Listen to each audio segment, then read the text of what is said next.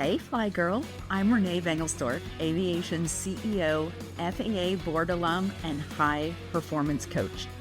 Whether you're chasing your first discovery flight or leading at 40,000 feet, this show is your runway for bold career moves, real mentorship, and stories from women rewriting their flight plan. From the cockpit to the control tower, we're building the future of aviation one fly girl at a time. Welcome to the Fly Girls Guide podcast.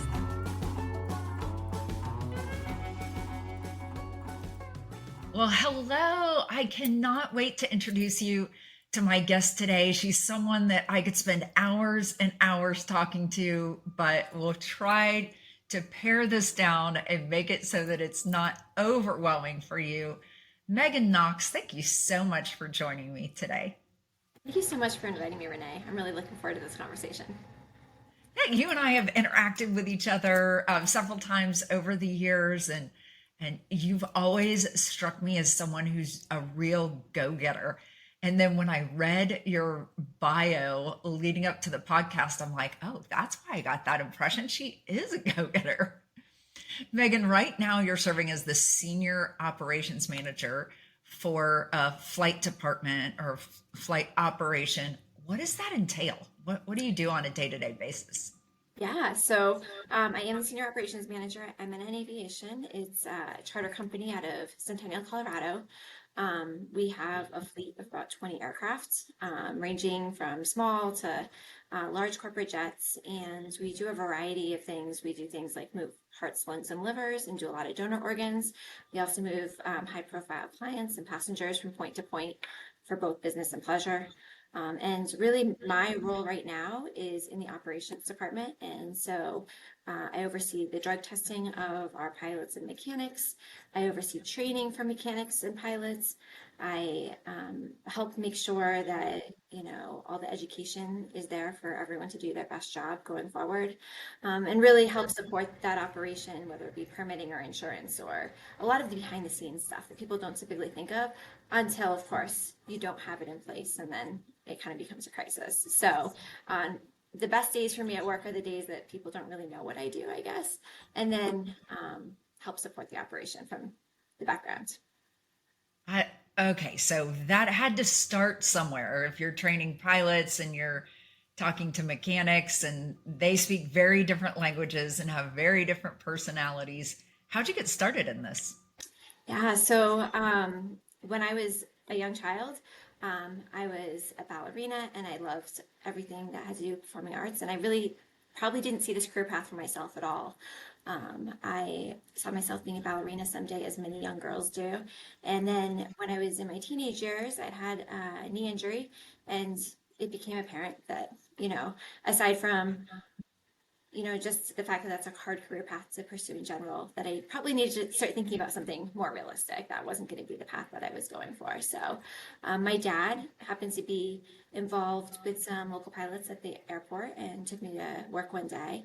And I've always had a lot of wanderlust. I love seeing new things and going new places, and thought, I could just be a pilot. That would be a great career path. That would afford me that opportunity. I had really good grades in math and science, so that felt like it could possibly be a good fit.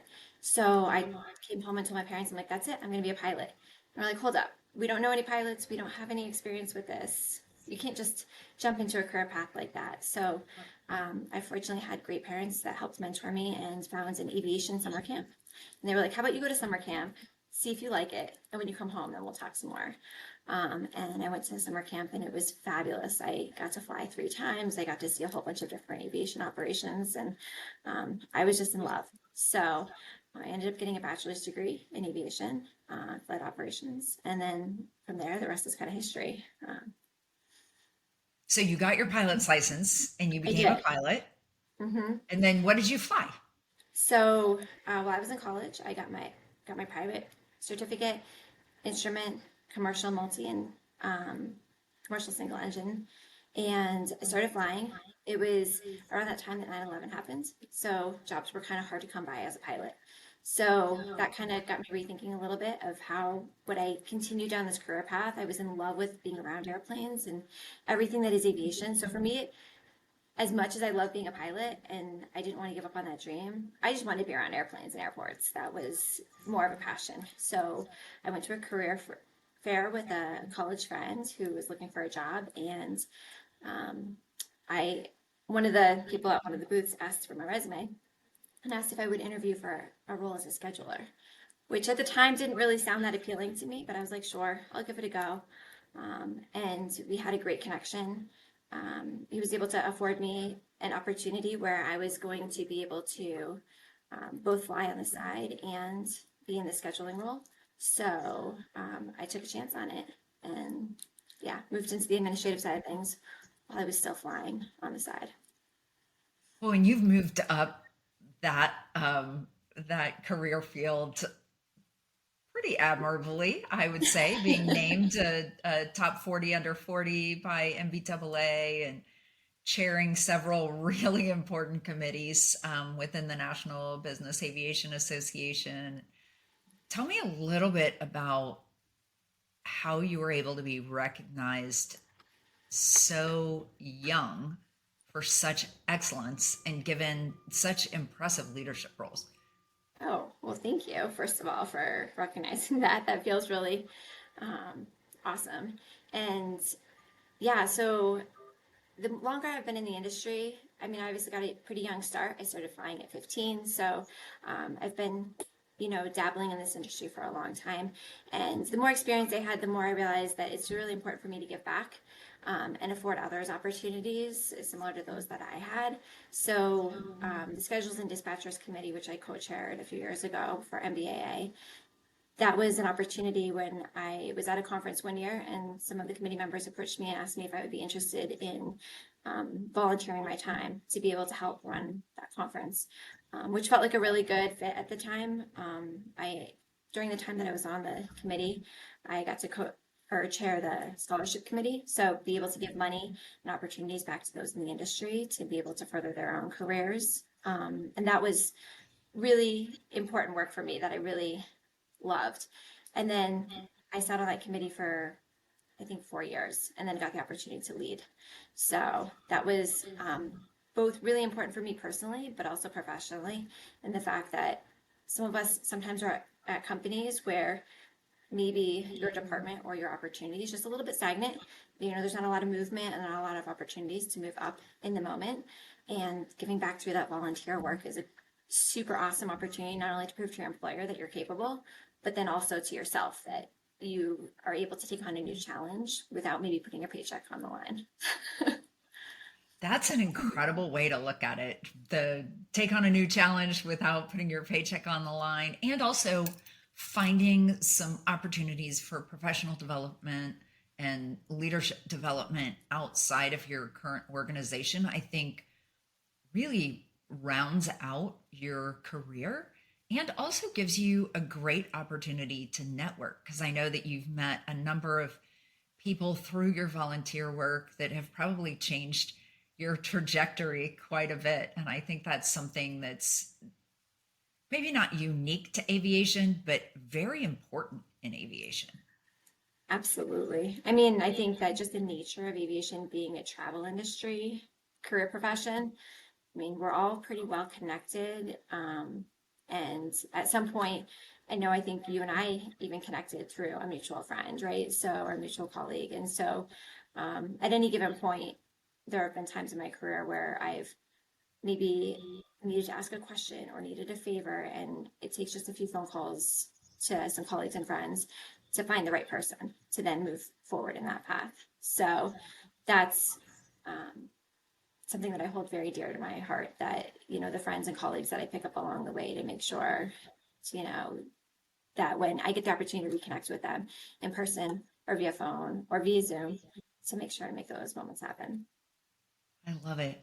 Well, you've done some management in a variety of flight departments. I'd love to hear how it's different doing what you are doing right now in a Part 135 or charter operation, and what it was like when you were managing flight operations for a publicly held company. I think there's Yeah. some differences. There are a few differences. So, great question. So, I have spent a fair amount of my career in the 135 environment, which is non-scheduled commercial operations. There's a lot of regulation that goes along with that. The FAA has a lot of oversight. So, like I mentioned earlier, there's that drug testing program. There's a lot of permitting. There's a lot of licensing, a lot of insurance concerns moving through that, but it's all fairly well documented. So, as a participant, as a company in that environment, we have a lot of guidance and we have a lot of people to rely on to really, um, help guide us through that process and kind of lean on other peers in the industry. When working at a 91 flight department, in that role, I wore many hats. We were fairly small. We only had 3 aircraft. So um, it was less regulatory, less oversight, but equally as important to make sure that we were being safe and, meeting our clients' expectations. Although our clients were just the principals of the company, so there were less people regularly on the aircraft. There were less people we were interfacing with. And in that role, I was brought on board not only to schedule aircraft, but also um, help with the SEC reporting because we were publicly traded. So we had to report to the SEC and the IRS on a quarterly basis about how we were using those aircraft and what it looked like. And so our shareholders, could vote at board meetings about, if they thought we were being responsible with these assets. And that adds a new level of complexity to it. There's also like some tax implications that are wildly different between 91 and 135.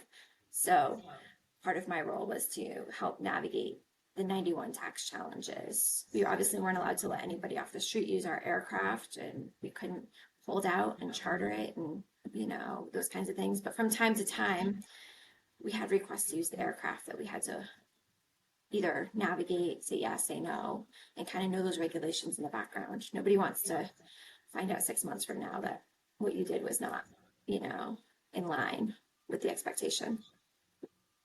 Well, tell me a little bit about managing expectations. I mean, you know that I've done enough managing expectations in aircraft sales, so I understand the customer, if you will, that you had with the principles of the company.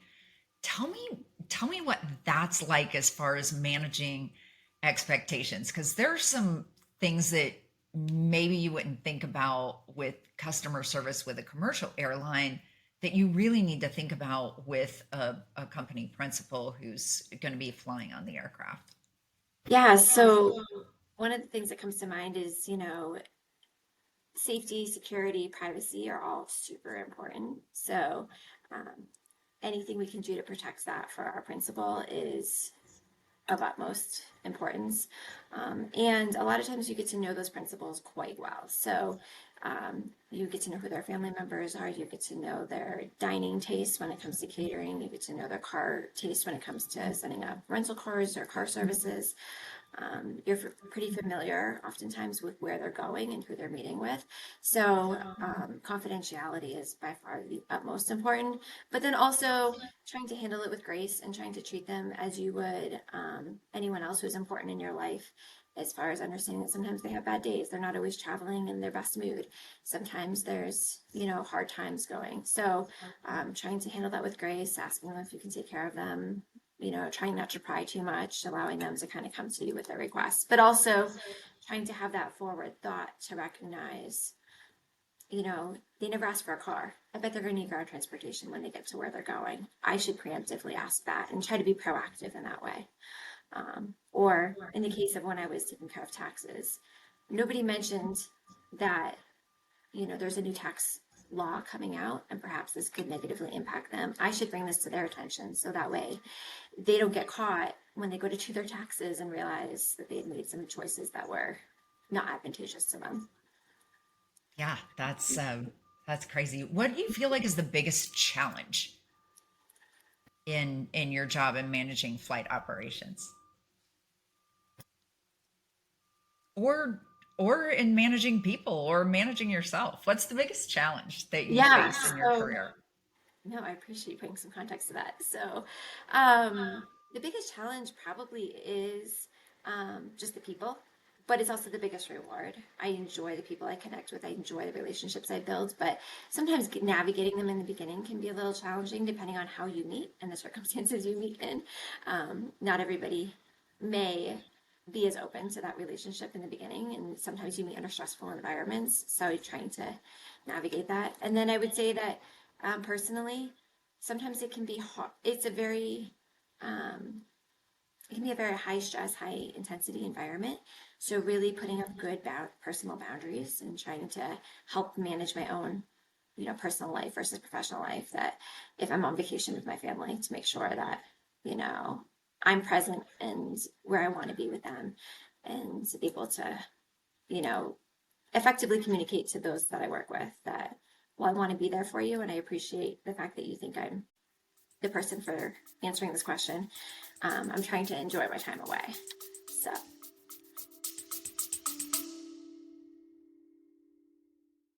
Hey, friends, are you dreaming of a career in aviation or ready to level up the one you've already started? Whether you're a student, a career changer, or a seasoned pro, you are invited to our free virtual aviation career fair happening November 5th. Meet recruiters from top aviation companies, explore career paths you never knew existed, and even sign up for interviews. It's completely free, but space is limited. Register now at weareflygirls.com/careers and take off toward your future in aviation. That's great. Well, you mentioned family, and I know you have a couple of teenagers. And, this comes up a lot when I'm talking with people about careers, and even my own daughter, who's a pilot and married to a pilot, and really just the challenge of having a family and having a career in aviation. How have you managed that? I know you're not flying on overnights all the time right now in this position, but it's still a very demanding and very rarely limited to a 9 to 5 job. Talk a little bit about those challenges in your career. Absolutely. No, I think that that is a great point, Renee. In my case, being a mom and a full-time worker, it's a lot sometimes to juggle. My kids are 13 and 15, and so right now we're kind of in new territory. The oldest is learning how to drive, and there's going to be some freedom there, which is exciting, but also a little terrifying. But high school and middle school, as hard as it was when they were little, these ages have a lot going on. So a lot of after school activities, a lot of things on weekends. And I do travel a handful of times during the year for work, and trying to juggle between, my husband and myself, who's going to take care of the kids, where do they need to be, relying on friends and family to help as well. But at the end of the day, I'm love the fact that I've been able to show my kids what being a working mom looks like, and this aviation career path, which is not super typical. So we have a lot of interesting conversations at home about what is it like to be a pilot? What does it take? What did that journey look like for me getting to where I'm at, especially as we're now starting to talk about career paths for them and what maybe college might look like. And so it's kind of cool. It's a lot, and there are days that it feels a little bit overwhelming, but I wouldn't take back any of it. And I'm really thankful that I've been able to stick with my career throughout their childhood. I love it. Well, you told me that you recently started flying again and got current. Are you able to get your kids up in an airplane with you? So that's a life goal right now. So even though I've been flying for a really long time now, I've actually never taken my own kids flying. They've been to the airport with us many times. They've seen a lot of the corporate jets that I work with, and my husband is also in aviation, so they've seen the commercial side of things, but I've never taken them flying. However, I did recently become current. I did my flight review. I'm working with an instructor towards my CFI at the moment, and that's the next goal. So is to take them flying. I knew talking to my son a few months back, he was talking about different career paths, and he goes, "Mom, do you think you could introduce me to a pilot so I could see what that career path looks like?" And realized that I was only doing myself a disservice by never having taken them flying before. So that's next on the bucket list. That's fun and I love it. And this seems to be a common theme with everyone that I'm talking to is the the constant desire to learn and to grow and to expand and sometimes to pick back up old skills and brush them off and just utilize everything builds upon the other things that you have in your career. What would you say are the qualities that make you good at your job? That's a really good question. I would put resilience up there at the top.